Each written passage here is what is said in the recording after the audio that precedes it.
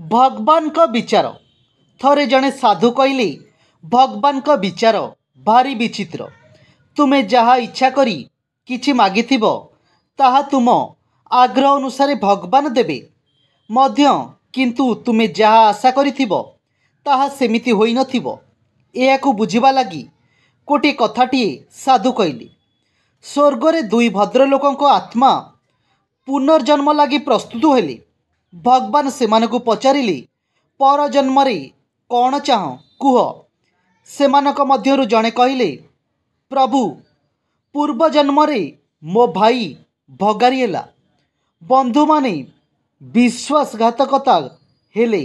पिला माने पचारिलेनी, समस्ते मिलिमिशि मोते लुटिले।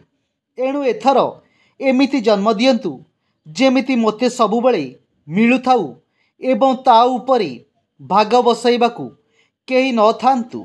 भगवान कहले, जहा तुमर इच्छा ताहा हेउ। द्वितीय भद्रलोक कहले, प्रभु पूर्व जन्मरे बहुत पाइली हेले काहाकू किछि देई पारिली नाही। एबे मते एमिति जन्म दियंतु जेमिति मु समस्तंकु केवल दिए आउ देउथाए। भगवान तांका मनोकामना मध्य पूर्ण कले। दुई भद्रलोक जन्म नेले। प्रथम भद्रलोक जड़े भिक्षुक हेले। तांकु केवल मिलिला। तांको स्वल्प अर्जन उपरे बा किए काहींकी भाग बसांता। से जहा चाहिथिले ताहा पाइले। द्वितीय भद्रलोक एक धनी परिवार रे जन्म नेले, कारण देबा लागि तांको पाखरे बहुत किछि थिला।